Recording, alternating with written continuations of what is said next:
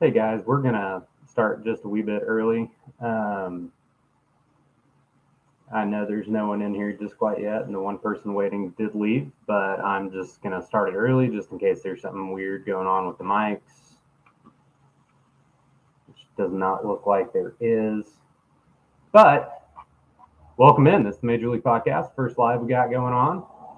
Welcome to those who are here. If you are here, oh yeah, thanks YouTube. Fun.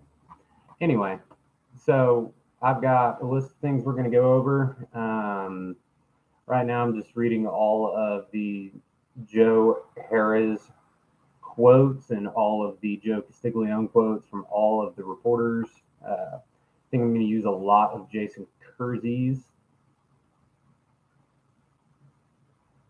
tweets here. I was going to use Garen Emig, but I did not find him quickly on my Twitter, so we'll just go with Jason Kersey because boom. But this, we'll get into everything. So we're actually going to start with Simone Biles. That's where all this is going to start, and then we'll get it cracking here in 9 minutes. But if you guys have questions, go ahead and write down those questions. Put them in the chat. I'll address them at the end. We'll get it all taken care of. We'll get you guys in. All right, let's go ahead.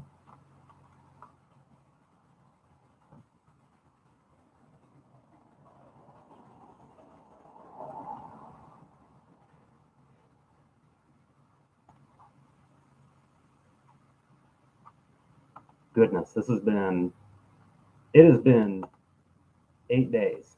8 days. We have been talking about realignment, OU Texas, and it has completely taken over the entire sports everything, and it's just crazy. I just can't get over that. It's wow. I'm just dumbstruck by it. It's amazing. I'm just sharing out that we're going live right now. But the one I'm going to talk about probably the longest is going to be OU Texas to the SEC. Oh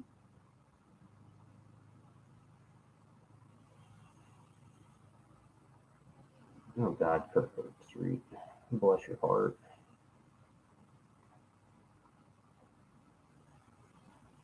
Future 6-time defending SEC champs. Somebody posted that. That's great. All right, let's get that retweeted. I am just getting this out everywhere so y'all can try and get some eyeballs on this because that's what it's about, right?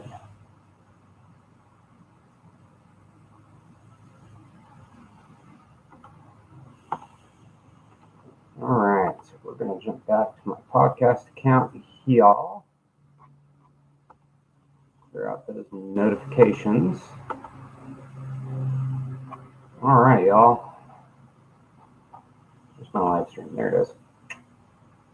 All right, so no one's on it. Great. Okay, if anything, I'm going to be talking for a while anyway, so just in case this does get out to where I got a whole bunch of people joining in, my name is Jacob. I'm the creator of the Major League Podcast, which you're watching here on. I am 28 years old. I'm about to be 29. In case you can't tell, Cardinals fan. In case you can't tell, OU fan. Got my American flag up too. Got some more OU stuff over here by my shoulder. You can see my car back there. Yes, I am in my garage. Deal with it. It is spicy warm outside in Oklahoma today, y'all. So be sure you drink your water. I'm gonna go in and have me a large cup of water when I'm done with this. But this is my man space. I got a little sign up there where you guys can't see that talks about that says my man cave. In case you guys saw it, that's my tattoo. I'm Christian, huge follower of Christ, and what it is it's this is all ancient Greek. That is God is greater than I, me, however you want to translate, however it translates. Filled in portion for God. Obviously, God's the only thing to fill you up. Empty is you. You can't fill yourself up. So that's what that tattoo means, because I know it's probably going to be brought up when somebody watches it. Hey, what's that tattoo mean? Well, there you go. Now you have the answer. So, I'm married. I have a 1-year-old daughter. She's hanging out with my mother-in-law today, and honestly, it was the best thing for that to happen. So, we're going to start out with Simone Biles. We're going to head over to the Olympics to talk track and field because that's what I ran when I was in high school and college. So that's what I'm going to talk about. Hashtag deal with it. We're going to talk about the trade yesterday that the Dodgers made. Scherzer and Turner heading to the Dodgers. If you see me looking down this way, I'm looking at my phone. It has my notes. If you see me looking over here, it's my other screen, so I can see, the stats and everything I'm going to be talking about. I'm going to specifically talk about how to fix St. Louis Cardinals. Want to bring up some of the Thunder picks. I thought it was in kind of my thought on the NBA draft last night, and what I thought of Sam Presti last night. We're going to talk about Russell Westbrook because I'm a huge Russell Westbrook fan. And then I was going to talk about Buddy Hield, but I'm not going to talk about Buddy Hield. Then we're going to spend the rest of the time before questions. We're going to talk about OU to the SEC, money-wise, what that's going to look like, roughly what it's going to look like, kind of what I see happening for OU recruiting-wise, and at least football, my thoughts on basketball, baseball, and softball, the other revenue sports. And then we're going to talk a little bit about Bob Bowlsby deciding that he wants to go up against Mickey Mouse. So, and then any of your questions, anything we got there, I'm going to go ahead and field those. So that's our lineup. You got the about me, you got the lineup. I'm going to go do nothing.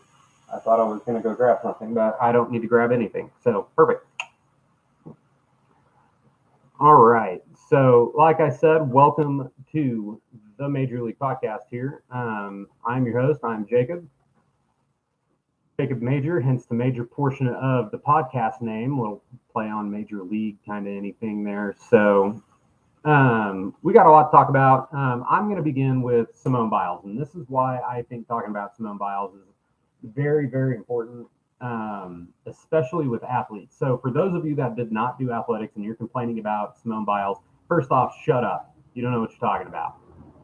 Second off, you can't just go and do a sport just because you're the best and know it. Hey, Michael Jordan played with the flu. You can bring that up all you want. Okay, great. He also risked other people getting the flu. He also risked his own health, but he was mentally prepared to play in that game. Simone Biles is not in a sport to where you can just go, you know what? I'm going to power through and we're going to get everything done. I'm going to win the gold. I'm going to help the team win gold. That's not how it works in gymnastics. Gymnastics is very mental. You've got to know what you're doing. You got to know your steps. You got to know your flips. You got to know your spins. You got to know how long you're going to be in the air, how you're going to land. You've got to be able to see it. Simone Biles yesterday posted a picture of her, or a video on her Instagram of her landing on her back, going off the poles, off the bars. Do you really want Simone Biles landing on basically a solid piece of concrete on her back? You'd rather see her get hurt just so you can have a chance to see the U.S. win gold in something? It's not what it's about. That's not what the Olympics are about. We're going to end up winning gold in everything because America is going to win gold in everything. I think right now we're the leader in everything gold medal. Yeah, there it is, Olympic medal count. We're third in gold medals, but we're first in total medals. So I don't know what you guys are complaining about, A. B, track and field hasn't even started really. There's been one final in track and field, and the USA gets the mass majority of their medals in track and field. So you all going crazy about Simone Biles. Oh, well, she's a bad teammate. No, she ain't. She showed up there and she cheered on her teammates. Enough with this garbage about Simone Biles being a bad teammate, about letting America down. I'm sorry, did she not have other teammates there that she lifted up and that she supported and that she helped coach through her stuff? Did she not do that while she was not mentally able to do her stuff? Listen, gymnastics is a huge thing in the brain. If you can't get the brain portion of it, everything else that you're doing is not going to work. And guess what? Simone Biles didn't go and do it. And the USA still won gold medal in the all around for individual. So what are you guys complaining about? Oh, well, we want a gold and silver. Dude, who cares what you want? Like, for real, who cares what you want? Simone Biles did what was best for Simone Biles, and Simone Biles does not deserve any of the crap that she's getting. The chick that had the that they always show, who had like a broken ankle and did the jump one. I don't know what they're called, but they show it all the time. I think it's from the 80s, and she like barely could stand on her one leg. She even said, "Dude, it's fine. Good for you." So literally, if you guys are complaining about Simone Biles, go check yourself. Like, for real, go check yourself. Have you ever called out of work because you're not feeling mentally good? Yeah, you have. Have you ever called out of work because you're sick? Have you ever called out of work because you mentally just can't deal with your boss? If you've done any of those things, just call out of work just because I want a day off. That's a mental day, guys. So to sit here and give me this garbage of, oh, well, Simone Biles let down America. Nah, screw you. Get out of here. Don't be in my mentions. Block me on Twitter.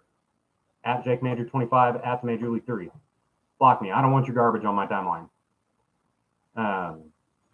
Simone Biles is the best Olympic athlete, or best gymnast ever. And she woke up and she was told, hey, we're not going to grade you on your stuff. We're going to grade you based on what everybody else does. What? Dude, I'd be so mad that I wouldn't even want to compete. I don't blame her for not competing. I would be so upset that it would mentally shake me too. So the Olympics actually did this. So if you guys want to be mad at someone, if you want to, front your anger somewhere, go hit up the Olympic judges for gymnastics, the Olympic Committee, the IOC. Go hit up the USA Olympic Committee. Go hit all those people up and go, guys, what on earth are you doing? The Olympics is a showcase of the best. You don't tell Michael Phelps to stop swimming fast because he's beating everybody at it. We didn't tell him that in 2008 when he won all the gold medals, right? We didn't tell Usain Bolt, oh, you're running too fast, so you know what? You got to slow it down. No, we told other athletes, be better. You want to beat Simone Biles head to head? Be better. For real, be better. I don't understand what this garbage is about. Oh, well, you know what? Her routines are too good. We can't grade her based on that. We have to grade her based on what everybody else does and do a comparison and hold her score back to everybody. Dude, I'd be so mad I'd leave. I wouldn't want to compete. What's the point? Like, for real, what's the point? If I can't be graded on what I'm going to do and showcase my abilities to the maximum amount of my abilities, okay, whatever. You can go suck a big toe and you can watch the ratings drop. Because I guarantee you, without Simone Biles competing, the ratings for NBC drop, and NBC is going to be hitting those people up and going, dude, what the hell are you all doing? I can guarantee you they're going to be talking to the Olympic Committee. They're going to be going, guys, you can't do this. Listen, the Olympics is the biggest moneymaker every 4 years for NBC TV-wise. NBC is bigger than any other news station, any other station anywhere else in the world. So when they say jump, the Olympic Committee is going to go, okay, yeah, you have the best coverage of our events. So, okay, what was that you were talking about? They said what? We'll get right on that. Anyway, so stop freaking out about Simone Biles. It's ridiculous. You look stupid. You are stupid if you're freaking out about Simone Biles quitting and she's a bad teammate. No, she's not. She stayed. She helped coach. She helped support her other girls. She supported the men's gymnastics. She supported the women's gymnastics, team and individual. She'll probably be there for the individual all around. She'll be there for the individual stuff. I can guarantee you that your garbage take of, she's a bad teammate has no merit anywhere. Well, she should have gone and get the help. She did go get the help. She took herself out of the competition and she went to go work on herself. Oh, you know what? I'm here, so I'm going to go support my girls to make sure they get the best coaching and the best support that they can possibly get. That's what happened. That's what Simone Biles did. And if you're going to complain about Simone Biles, you probably didn't play in a team sport. You probably didn't do anything relevant after, rec league softball. So I don't want to hear your garbage take about how Simone Biles is a bad teammate. She's not. She's a great teammate. And the fact that she even stayed, and the fact that she supported her girls, and the fact that she even helps coach them should tell you everything you need to know about Simone Biles. If you want to be Mr. High Horse, go yell at the Olympic committees. For real. If you're going to be Mr. Hey, you get off my cloud, like Hades says in Hercules. If you want to be Mr. Zeus about all this, literally go yell at the Olympic committees for telling Simone Biles she's not going to be graded for what she does. She's too good. It's ridiculous. We didn't tell Usain Bolt, hey, slow down, you're too good. We didn't tell Michael Phelps, hey, we're going to hold you right here for 1 second so everybody else has the opportunity to win, a gold. No, that's not what this is about. It's not what the Olympics are about. That's not what sports is about. And the fact that we made it about, hey, everybody else needs to catch Simone Biles is ridiculous. Sorry, I got a little hot there. All right. So anyway, like I was going to talk about, Olympic track and field literally just started. We had our first final. I'm going to watch it tonight, but I'm not going to talk about that. I'm going to talk about what I watched. I watched the 800 meters last night. It is the semifinals. So we're heading to the quarterfinals, I think, tomorrow, the next day, something like that. We actually had a final. Let me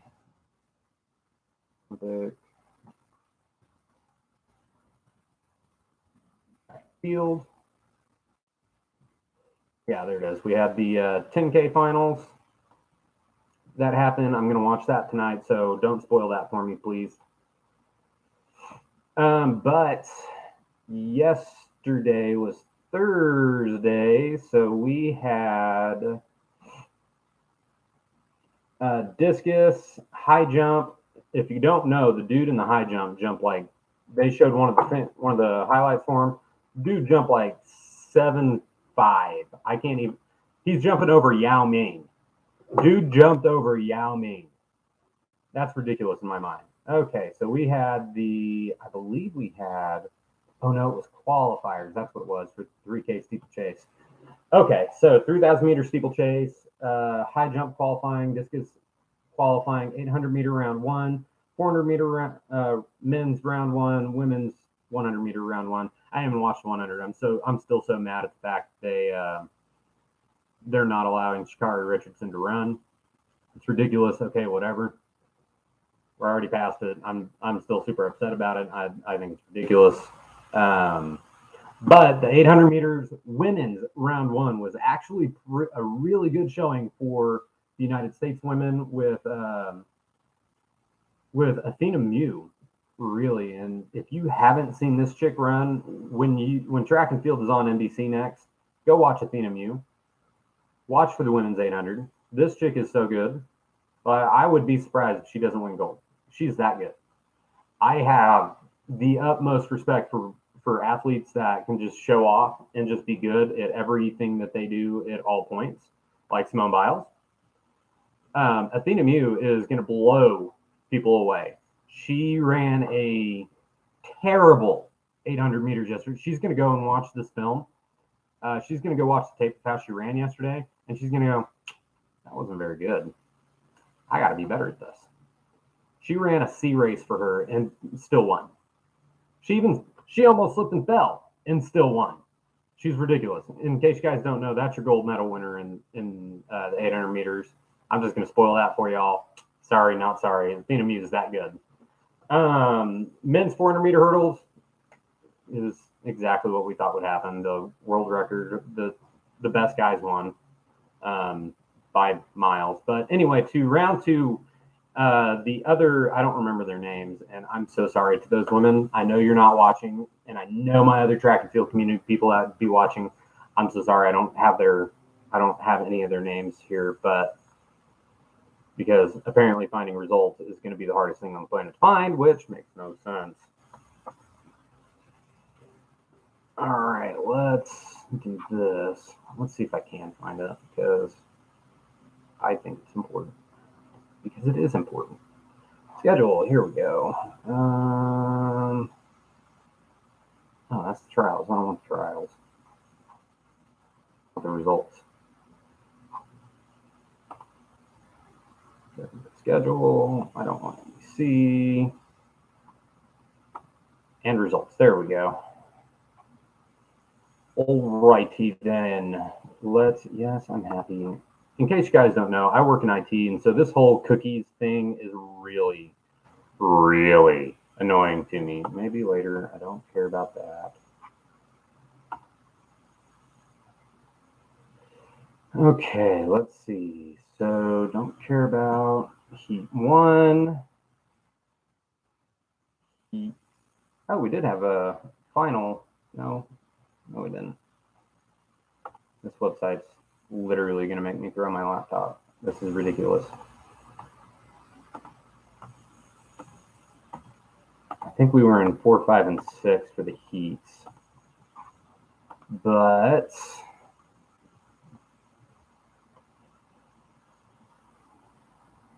oh, we actually have the men 800 too. Missed that. Clayton Murphy won his heat with 142.9. Oh no, they have not. I think they're doing that today. Tomorrow. They're doing the men's 800 tomorrow. Perfect. I love the 800 meter. I ran the 800 meter, so anytime you guys hear me talk about track and field, that's why. Deal with it. Here we go, official reports.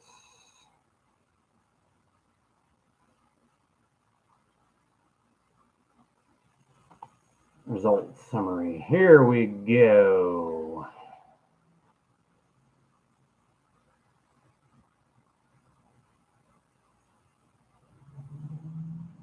Yeah, Athingmew ran a 201, ran a terrible race, honestly, if we're going to be honest about this.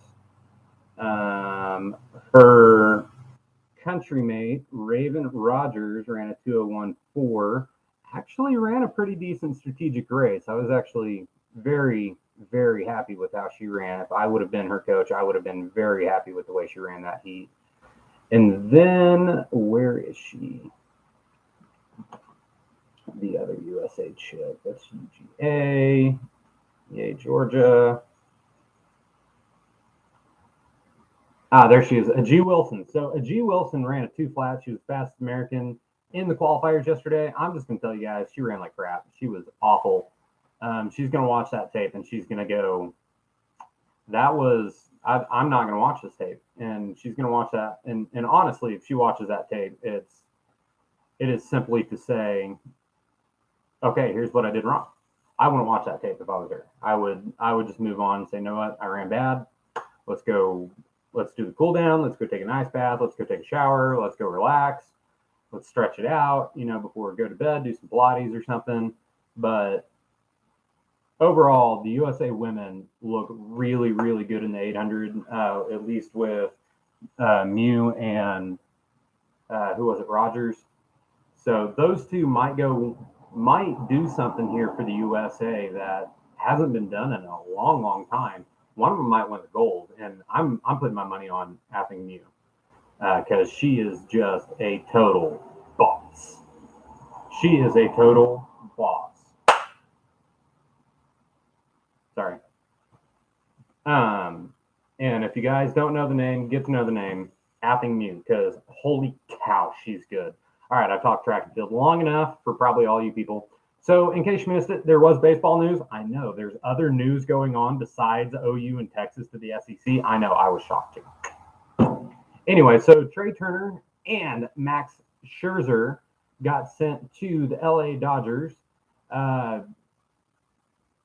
going to start with Trey Turner, who is a plus player just all around. I believe he was an all-star this year. 18 home runs. Sorry, I'm getting all the alerts. Yes, we will talk about the Thunder later. Okay, there we go. Okay, so for the Nationals, they traded Trey Turner. He was an all-star this year for him in 96 games. 322 batting average. OPS is an 890. In case you don't know what OPS, that's on base percentage and slugging added up together. So he's an 890 OPS. So he is a plus hitter. He gets on base and hits doubles and triples and home runs quite a bit. Like I said, 18 home runs, 49 RBIs. Actually getting, if he gets off this 10-day IL and actually plays, he's going to break his 73 RBI career high. He's got a 19 home run career high. He's going to break that being in LA. He's going to really love playing in LA. Dude's 28. And so one of the best teams in baseball just gets better at hitting. Oh, who would have thought? The best get better. We'll get to the Yankees as well, too. Don't worry. We will talk about Joey Gallo heading over to the Yankees. I almost forgot about that. All right, so Max Scherzer, who in 2003 in the MLB June amateur draft was drafted by the St. Louis Cardinals. You'd have thought the Cardinals would have gone, hey, we're all hurt on the starting lineup. We're starting to make just a little bit of a run here. So we probably should go and make a trade for a starting pitcher. They're sitting at 500. They're 5 games, shockingly, only 5 games back in the Central. If you look at it in the wild card standings, they are 7 games back. So their best chance is to go and attack the Central, because I think they can do it. They're better than the Reds.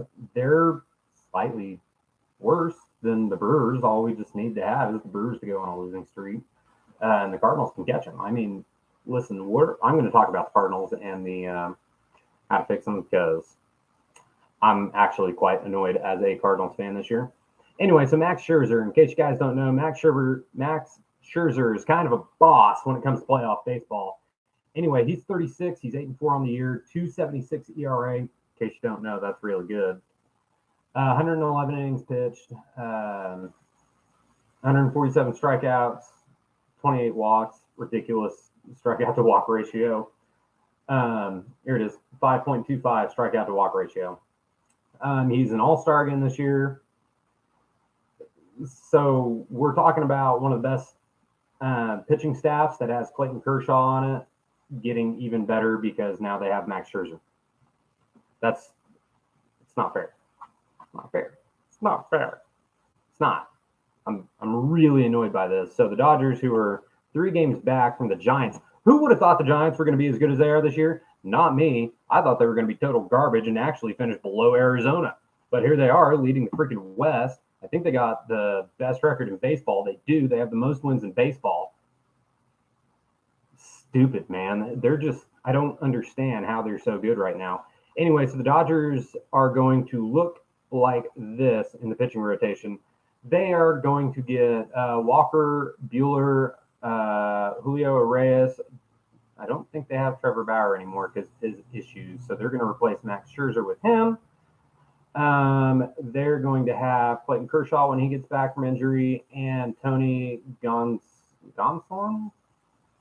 Anyway, so everybody except for Clayton Kershaw is going to have a 2 under 3 ERA. Stupid. Thanks, Nationals, for making one of the best teams in baseball, even better. They're the defending World Series champions. Yeah, they need help. I'm annoyed by that. In case you guys can't tell. Anyway, so we're gonna also talk about the Yankees real quick, who are 8 games back from Boston. They are 3.5 back from the last wild card spot. In case you guys don't know, there's 4 wild card slots this year. So they just picked up Joey Gallo. So they're probably going to send, if I had to guess, so everybody with the Yankees are in the same exact situation as the Cardinals are in, only opposite. Everybody that pitches for the Cardinals are hurt. Everybody that hits for the Yankees are hurt. So they're probably going to slot him into left field, maybe even move Aaron Judge over to left field, put Joey Gallo in right field, maybe play Stanton out there, maybe, I don't know. When it's a National League team, I can guarantee you Stanton's going to play out in right field. They're going to put Aaron Judge in center, and they're going to put Joey Gallo in left. But in case you guys don't know it, out in, what is that? That's a right field, is a jet stream for the Yankees. Easy for left-handed hitters to hit home runs. In case you don't know it, Joey Gallo is a left-handed hitter. In case you don't know it, Yankee Stadium is a very friendly hitting ballpark.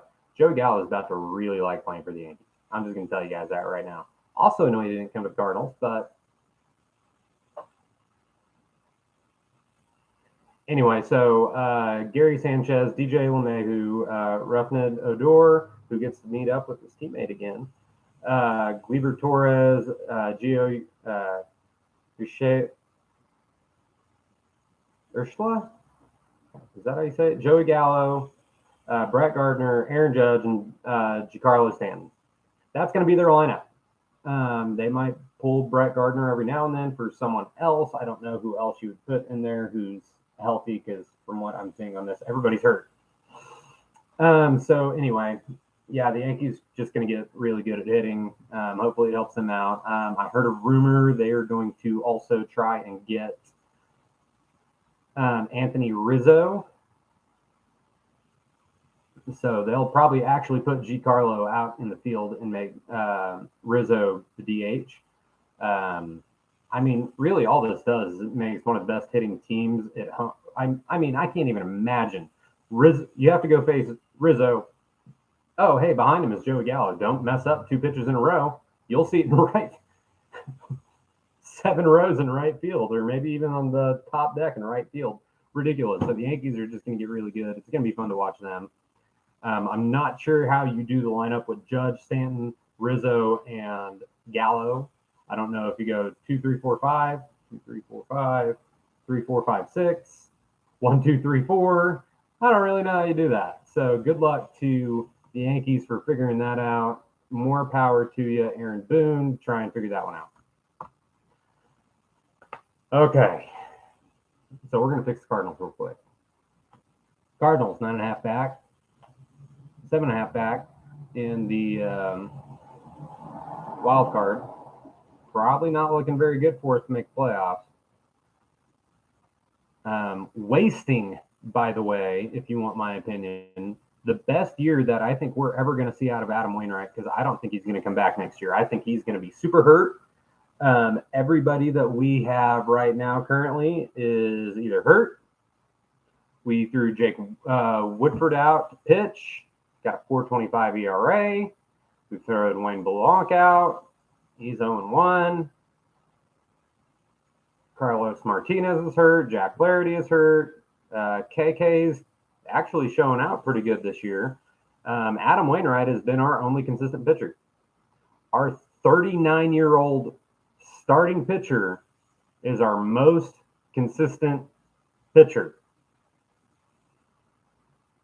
And you see why I'm frustrated, why they didn't go after Max Scherzer. Help out Adam Wainwright. Give him another arm. Hey, you don't have to go and be, historic, Chris Carpenter level good every freaking start now. You can just go out, enjoy your last season. You don't have to have that pressure of us making the playoffs on your shoulder. Let us handle it. Let's let Yachty, Paul, Edmund, DeYoung, Arenado, O'Neill, Carlson, and Bader all figure out how we're going to make the playoffs. You just go out and pitch and have fun. Because when Adam Wainwright goes out and pitches and has fun, he usually pitches 8 innings and only gives up a run. That's how good Adam Wainwright has been this year. He has been on fire. The fact that he is not getting as much run support as I would like is a bit crazy, but this is what is making me mad. This is what is making me mad. So I just listed off our starting lineup here. And when you look at the Cardinals hitting right now, for those that play regularly, in case you don't know who those people are, I will read them to you. Yadier Molina, 250 batting average. Paul Goldschmidt, 269 batting average. Tommy Edman, 256 batting average. Paul DeYoung, 206 batting average. Nolan Arenado, 261 batting average. Tyler O'Neill, 266 batting average. Dylan Carlson, 255 batting average. Matt Carpenter, we'll get back to you. Edmund, Ed Sosa, 245. Harrison Bader, 293. Andrew Kisner, 196. Lane Thomas, 104. Jose Rendon, 200. And then we get back to Matt Carpenter. who I believe is making the third most money on the team. Oh, he's hitting 186. Yeah, he's got a 308 on base percentage. Whoop-de freaking do. So he catches walks. You know what he also does? He also strikes out a lot. Let's see. He's got 156. Let's do the math here. We're going to do the math for all of you Chris Carpenter lovers out there, or Matt Carpenter lovers out there. So 60 strikeouts, 23 walks. 60 strikeouts in 156 at bats. That's a 38% strikeout rate. Here, let's see what his walk rate is. Oh, that's 14%. Oh my gosh. Let's praise him for not swinging the bat. Let's praise him for not hitting baseballs. What he is paid to do. Send this dude to the minor leagues. Bring me Lars. At least he was exciting. At least there was hope that he could actually do something good. Bring me, well, we don't have him anymore. But man, with the hitting, you've got to get rid of this hitting coach.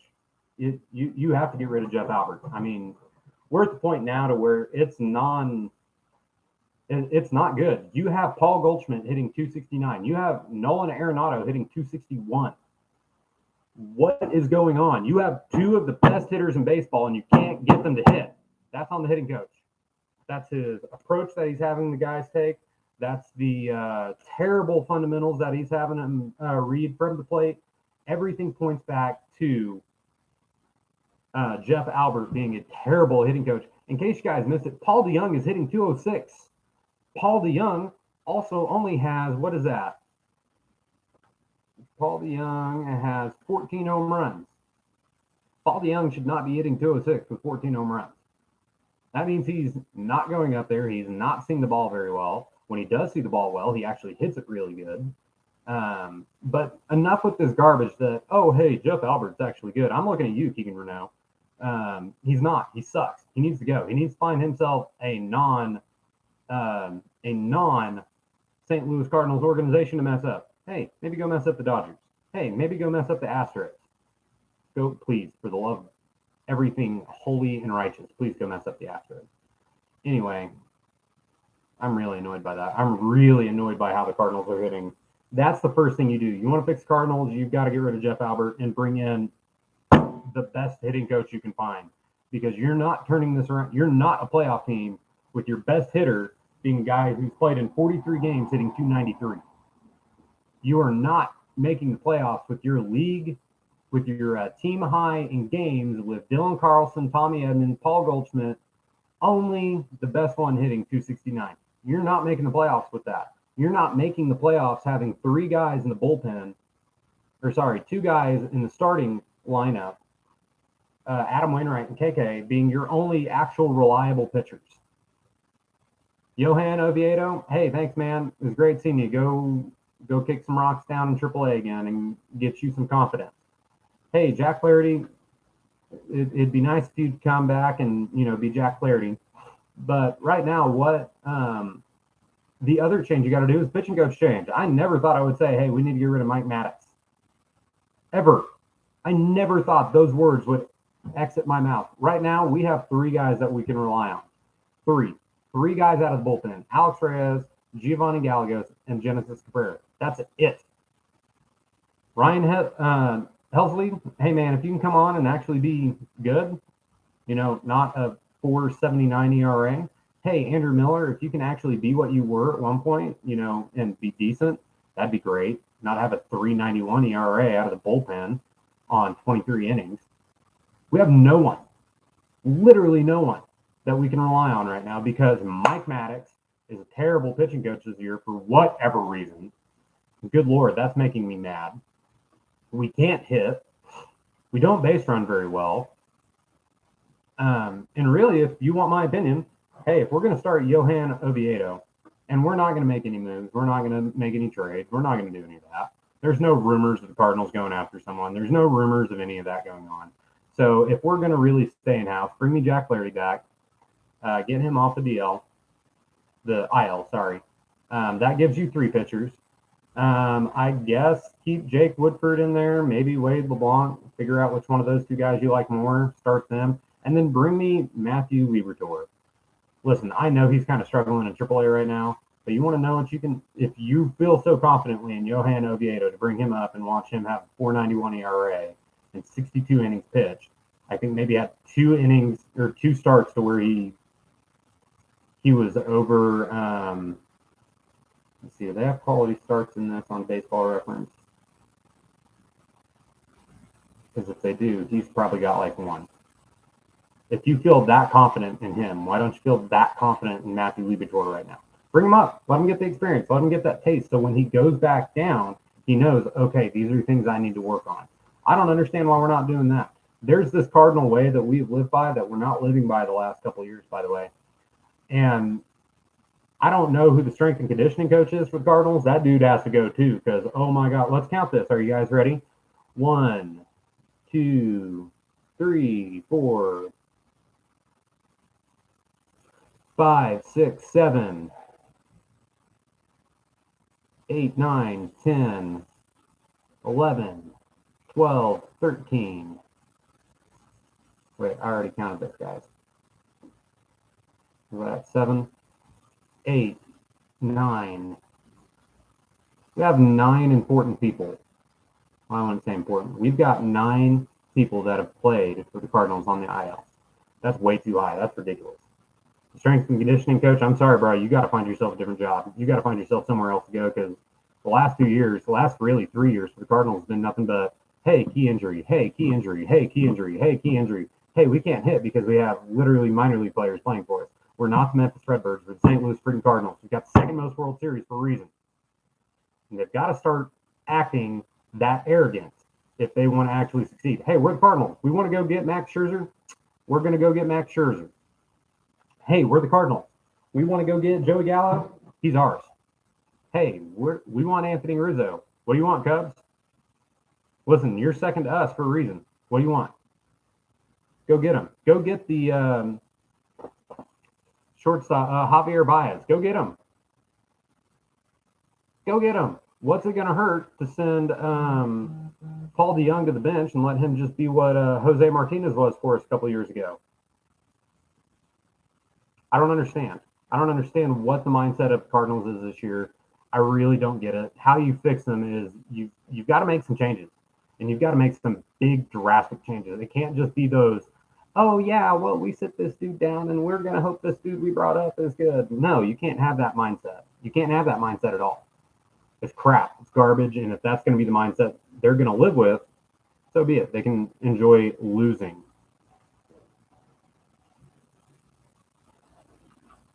Test, test.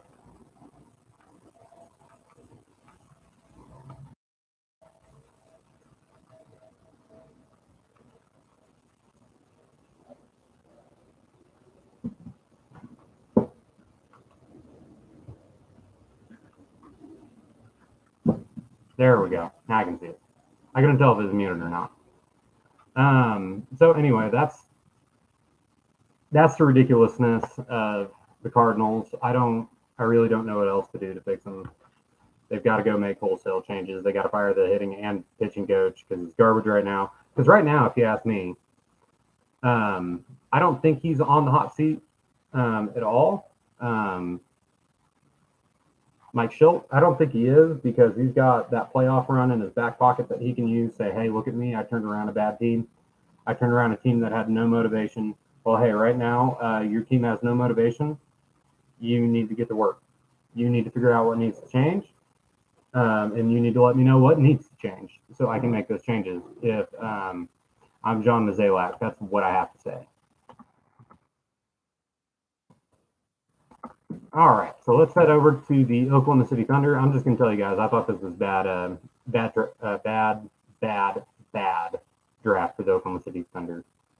Not a buyer in everything they did here. They made some really questionable changes. And we're going to go over these picks and kind of what I think about them. Here we go, who's the draft.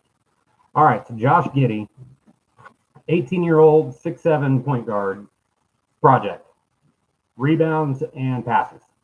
is not very good at scoring, is not very good at defense, was the scouting report for him. So we're bringing in a tall guy who can rebound and can move with the ball.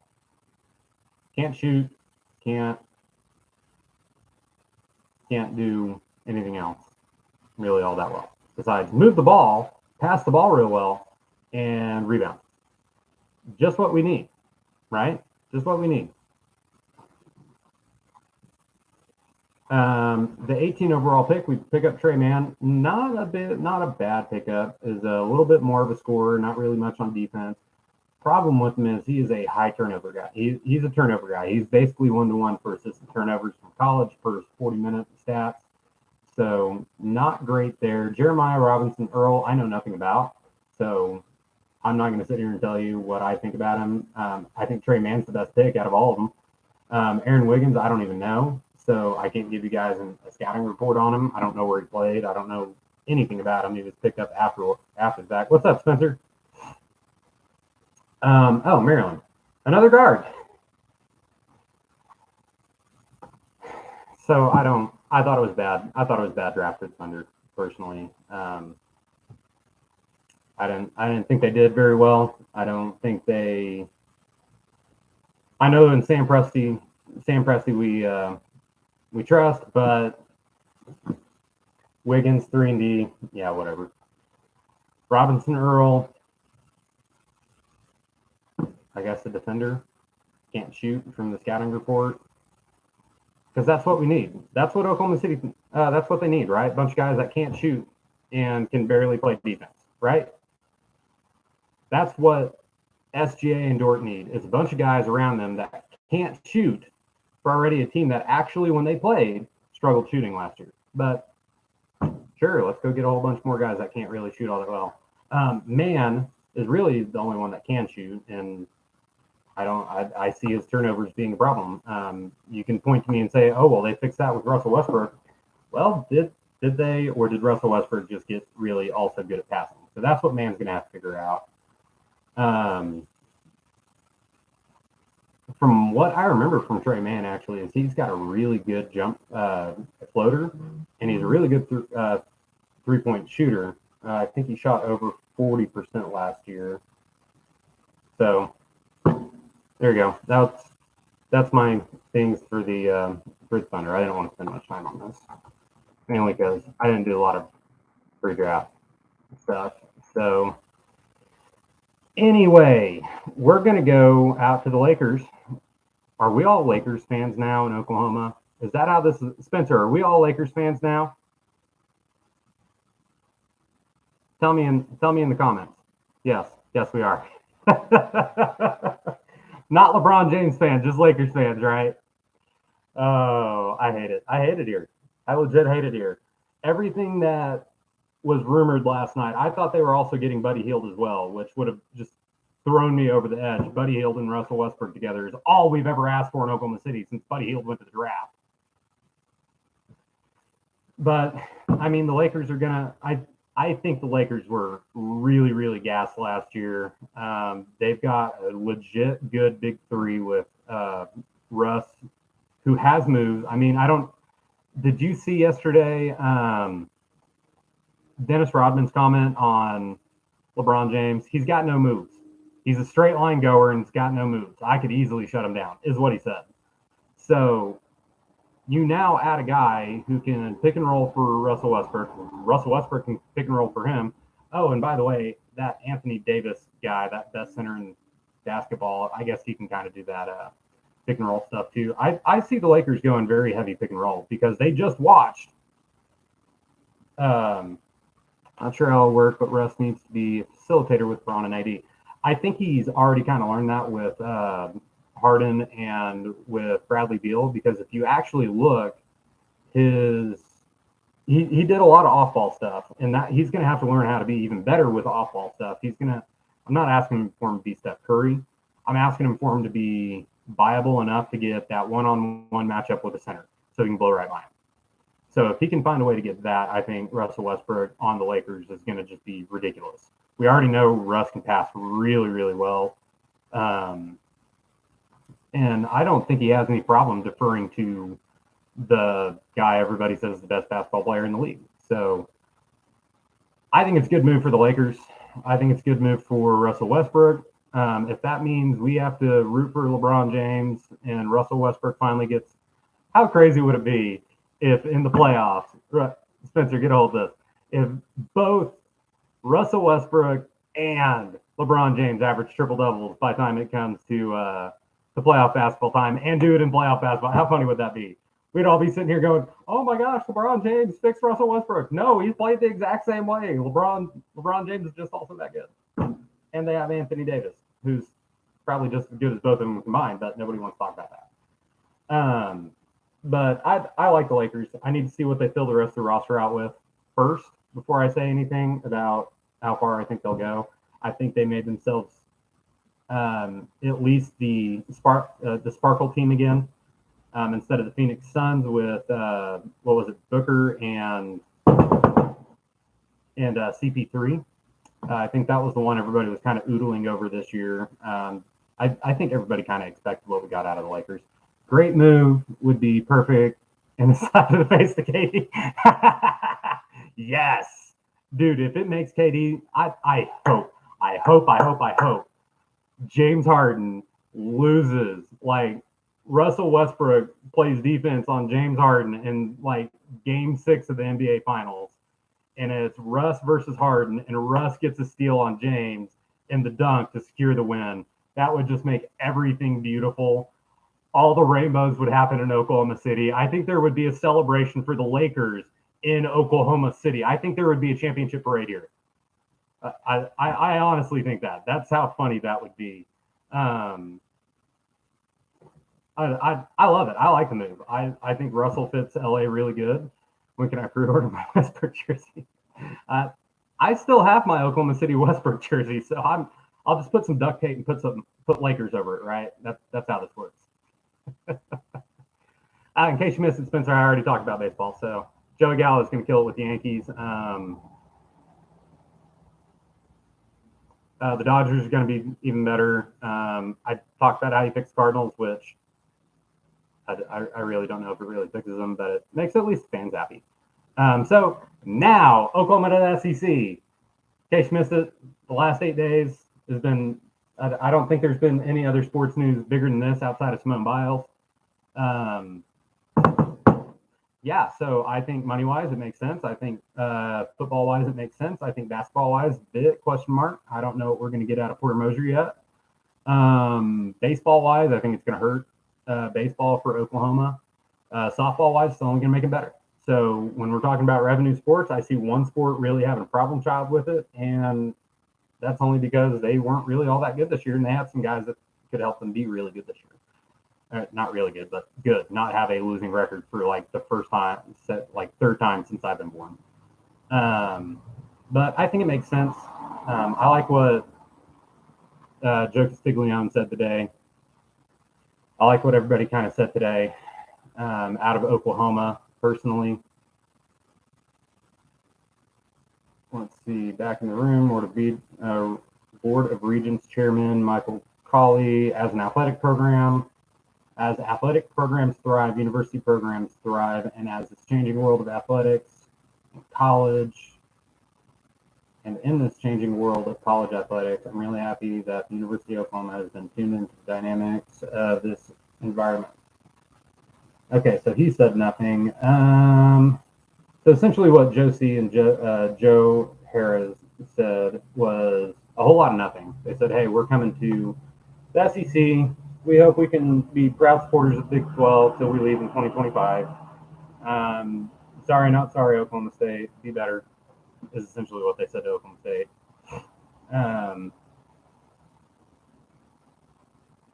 Here's the one that got me. OU President Joseph Harris said it became apparent that the Big 12 had become, quote, last in line, end quote, in terms of priority for media right agreements. And he said that's not last in line as far as power conferences go, but as far as everything. So if that's the actual case to where the Big 12 is literally the scrapes of what ESPN, what is it, Fox, CBS. I mean, that's huge. If OU and Texas have to, if the entire Big 12 is forced to play at 11 a.m. because they're just not getting those media rights, then I mean, that everything that we've seen up to this point makes sense. Everything that's been said, everything like that, it makes sense. I don't know if it's true or not. He also said he wanted to include Oklahoma State and looks for chances to do that, but it's just not what the market we're pursuing allows. So it sounds like they did want Oklahoma State. If they could have found a way to kick Texas A&M out or kick Vanderbilt out, I think they would have. But I don't think the SEC was going to allow that. So hopefully for Oklahoma State, I hope they end up in the Pac-12. I know my buddy Ian Nickel also shares my same sentiment, but we'll see what it looks like for Oklahoma State. I think they'll land on their feet, and if they end up in the big Pac-12, I think not only is that the best move for them in football, all they have is Oregon to compete with, and honestly, they can beat Oregon. USC is not really all that great every year, so it's just finding the years they're not great, which the years they're great are far and few in between as of recent. So it's just go beat Oregon. In basketball, you can beat Kansas. You can be the Kansas of the Pac-12, right? Basketball, they would destroy men's basketball. Softball, all they would have is UCLA to compete with most years. As long as Oklahoma State can keep their trajectory for softball going, they're second to UCLA. Baseball, my God, they would be the best baseball program in the Pac-12 by miles. They'd be in the NCAA tournament every freaking year because they'd be Pac-12 or Pac-16, Pac-20, whatever they want to call themselves after the realignment. Yeah, golf would be good too. They would have Arizona State would be the one that pushes them on that. But I mean, just outside of track and field, outside of cross country, this makes the Pac-12 makes sense for Oklahoma State. Makes total sense for Oklahoma State. I think they'd make the most money there. I don't think there's a lot of. I get wanting to go to the ACC, but right now I just don't think the ACC.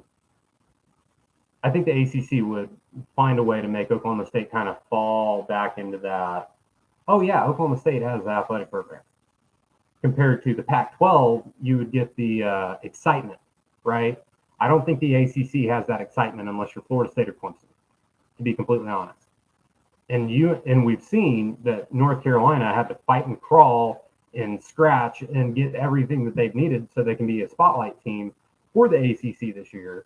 I mean, they needed Roy Williams to retire for them to have a spotlight. And oh, by the way, Duke came in and said, "No, what? Coach K is going to retire at the end of this year." So nobody remembered. I think Oklahoma State joining Pac-12 is going to be what's best for them. I think it's going to be the one that makes the most sense for their athletic community to grow. And it kind of works out that Mike Gundy can't beat a team in red. That's a blue blood. So works out those demons because they're better than USC. They were better than USC last year. Oklahoma State, I'll die on this hill. Oklahoma State was better than USC last year. Oklahoma State was better than USC the year before. Oklahoma State has probably been better than USC every year except that year they won the did they win that Rose Bowl or did they lose in overtime? Whatever it was, that Penn State USC game that was epic. I can see them, being second to I can see them beating USC every year except for that one year. So yeah, no, I totally agree. Oklahoma State would have won the Pac-12 last year. The only reason Oregon was even in the Pac-12 game was because Washington had too many people with COVID. They didn't have enough field team. So that's the only reason Oregon got there, and they took advantage of it. I mean, credit them. They took advantage of their opportunity. But let's not act like USC is some big football powerhouse right now because they're not. Oregon is starting to kind of get those wheels moving, but if they had someone that can challenge them year in, year out, like Oklahoma State, that's only going to benefit them both, and that's only going to benefit the Pac because it's going to make USC play better, and that's going to have to make Arizona State play better. That's going to have to make, Stanford play better. What the heck's going on with Stanford? So anyway, back to Oklahoma because I'm an Oklahoma fan. Joe Castiglione praised CDC, the Texas Athletic Director. Our two institutions enjoy a very unique relationship while We remain harsh, fierce rivals. We know that we share some characteristics and goals that align. Alignment serves us very, very well. Last week's timing was not to our choosing. Thank you, Texas A&M. He said he would have preferred to communicate with everybody before it went to public. He goes on to say his relationship with Big 12 colleagues means a lot to him. So we can all thank Texas A&M for being Texas A&M. We can all thank Texas A&M for making this story as big and as bubbly as it was, because they did try and stop this. As much as they want to say that they did not, the mouse got a hold of them, told them to shut the hell up, and they walked in line. Joe Castiglione said, we look forward to being a contributing member of the Big 12 through our remaining time in the conference. Notice he did not say until 2025, so he recognizes what's about to happen, but he's just not saying it. He's not saying the time frame that we all think. We all think it's the last. Yeah, I think it's 2022 too, Spencer. I mean, it is what it is. I mean, we all knew as soon as this news broke that as soon as they get the votes, it's just literally a matter of time, which Joe Castiglione said this is not an easy decision that any of us made lightly, but we are charged with making choices that are the best interest of our institutions. So he's making the best choices for Oklahoma. So I get the rest of the Big 12 teams are mad. I get it. I totally get it. We were mad at Nebraska when they did this. We were mad at Texas A&M and Missouri when they did this. We all laughed at Colorado when they did this. But I totally understand why they're mad. I get it. Your biggest cash cow is leaving. Your two biggest cash cows are leaving. I totally understand why they're upset. But to sit there and stay upset during the middle of all of this, they gave you guys more than enough time to find another conference home. Because let's be honest, Big 12 is not going to be around in 2022. So if I'm Oklahoma State, I am leaving voicemails like crazy to the Pac-12. I'm Texas Tech. I'm leaving voicemails like crazy. To the Pac-12. If I'm TCU, Texas Tech, Oklahoma State, I'm calling the Pac-12 till they answer and saying, let us come, for reals. If I'm Kansas State, I'm calling the American. I'm saying, let me come join this, because I can see this being a viable option. If I'm Baylor, I'm doing the same thing. If I'm West Virginia, I say, hey, invite us, not Notre Dame. If I'm Kansas and Iowa State, I mean, Kansas probably should just join the Big Ten anyway. Let them deal with, I mean, they already have Rutgers, so they already know football mediocrity. So that just gives Kansas someone to compete with, to be, slightly better than or slightly worse than. So Kansas and Iowa State fit in the Big Ten territory. I get that I get OU, but I don't get Texas. They struggle in the Big 12, so that's good. 6-6 in the SEC. I see them easily going 6-6 in the SEC this next year. Mainly because I see Alabama just being not great. I see them being a legit 2-loss team this year. So with that said, Alabama in 2022 is going to be really, really hard to beat. We don't know what Steve Sarkisian and his staff's going to do at Texas. Straight up, we don't. We don't know how good or bad he's going to be. We have past stuff that we can use that's honestly 7 years old, but he's coached for Alabama. He's coached for the Falcons since then. So I hope he's got his life turned around, because I don't want to see the Texas job turning back into that. He's a good dude.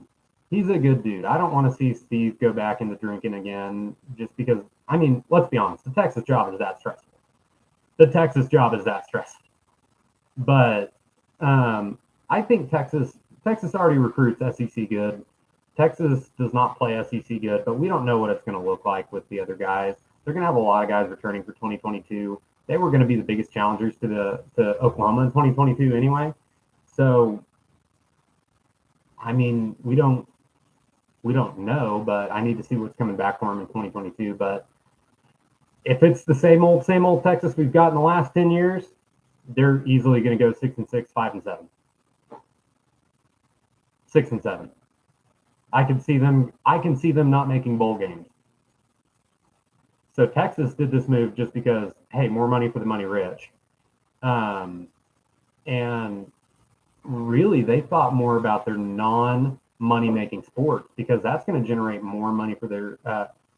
Think about Arkansas, Florida, and Texas A&M. Those are all track and field prevalent programs. Texas is now back to a track and field prevalent program. They've been working on it. They're finally back before their football team. Yeah, I've been waiting for that one. So I could see Texas non-money making sports start to generate some money. I mean, they'll still be in the negative, but it at least brings them some more money. It makes them a little bit more, it makes the SEC need to compete more in the non-revenue sport. That's why Texas wanted to go mainly because I think Texas was tired of sharing their money with programs that aren't helping out the way I guess they felt they should be helping out. I mean, Kansas was number 3 in the money list in 2018, 2019 on that report that we were talking about, Spencer. So it is what it is. I mean, Texas is probably going to end up struggling in the SEC until they don't. Yes. OU Florida, OU Bama, OU Georgia, and Norman, whenever it happens, oh, that play is going to be rowdy. That's going to be TCU or Texas Tech rowdy. 2017 TCU, and 2008 Texas Tech rowdy. That's what that's going to be. That's what those games are going to be. I fully expect it. I fully expect all of the smoke. I fully expect all of the hate. I expect all of it. I want all of their nastiness.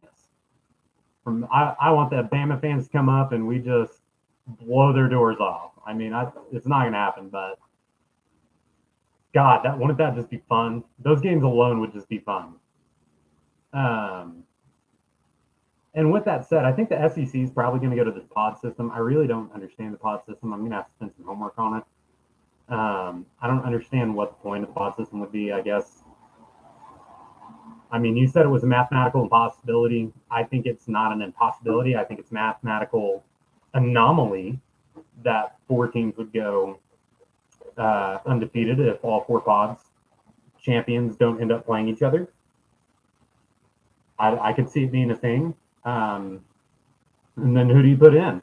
Who do you put in if there's 3 undefeated? I don't see the SEC going down that 2008 Big 12 mindset to where, oh, well, they're the highest in the BCS. I don't see that at all. Yeah, it's probably going to end up being something like less than 5%. I can tell you that right now. But it would be a situation where none of them play each other, like for real. I don't know necessarily how it would work or anything like that, but that's where that percentage that I'm playing comes into. I mean, it's the same thing as saying,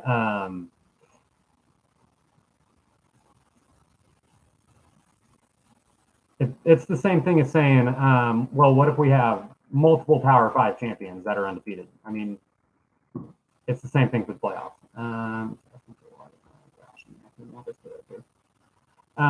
So that's what that is. Back to more some jokes, Stiglione. Where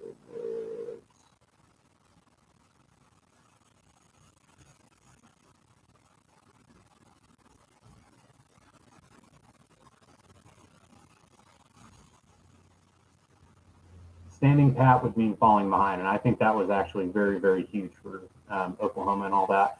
So, all right, man. Catch you later. I'll try and do something to where we can get back. We can join a pod together. You can talk about some Oklahoma State stuff. I don't have the laptop for that right now, but I will get to that. Have a good day, man. And I'm going to leave. Oh no, breaking news.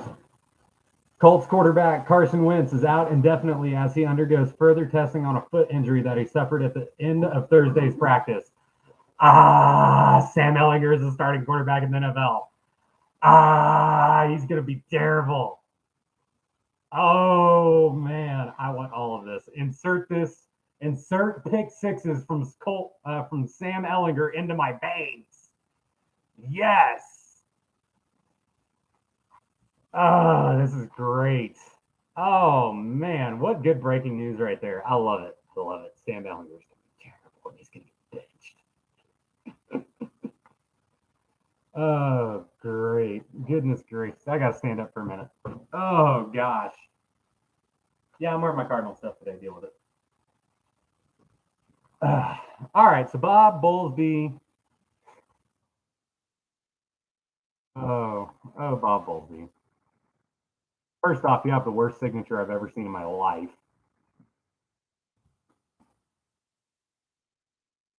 So, in case you guys missed it or you guys been living under a rock during all of this, but Bob Bowlsby woke up feeling dangerous on the 28th, accused ESPN of encouraging other conferences to poach teams out of the Big 12, alleges tampering, alleges that ESPN was trying to basically destroy the Big 12 by using other conferences and other means to try and get OU Texas out. And then sent a cease and desist letter and said, "Hey, you got till Friday at noon to not do this anymore." And this was my favorite thing ever.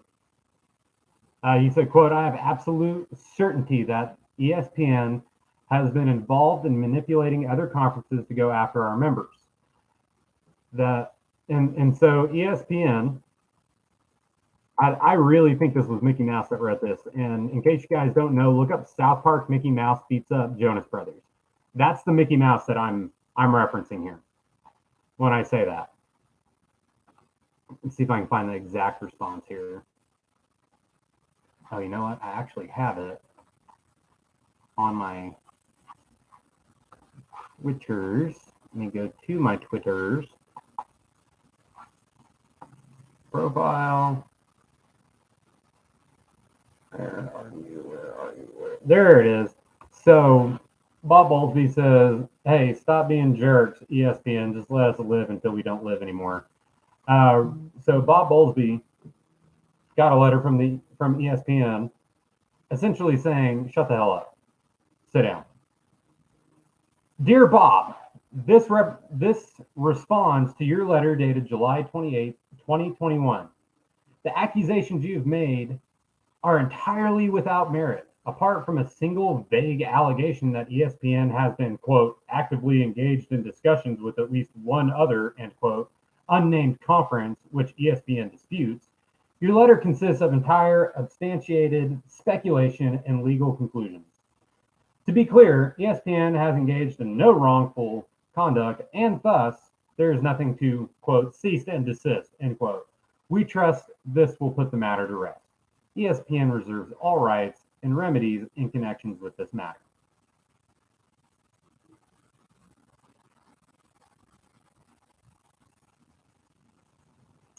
ESPN just sent a letter saying, "Shut your mouth, Bob Bowlsby, before we shut it for you." That's what this letter says. That is the translation of this letter. We didn't do anything wrong. Sit down, shut up. Sit down, shut up. That's what this was. And it's great. One of the accounts that I follow said, translation, F off, Bob. So, I mean, good night, man. Just good Lord. So I don't have anybody listening in right now, but if you guys do have questions, shoot me some questions on this. I'll check back in a couple days. I'll do a pod on Monday. I think Tuesday they're going to go visit my kids' childcare center, and I'll do a short pod then going over those questions. But until then, guys, thanks for listening. If you listen outside of the live and you listen to it after the fact, thanks for listening in. Really appreciate it. I'm going to start doing these more since I'm going to start not having my kid every day. And I'll kind of be in random places, who knows? But keep it real, guys. Don't work too hard. Enjoy your weekend coming up, as I believe it's Friday, right? Is it Friday? Oh, please tell me it's Friday. Oh, it's Friday. All righty, guys. Deuces. Have a good evening, or good rest of your afternoon. Have a good rest of your weekend. And as always, Boomer Sooner Fly, Cardinals, fly, and Team America. Yeah, I was that lame. Deal with it.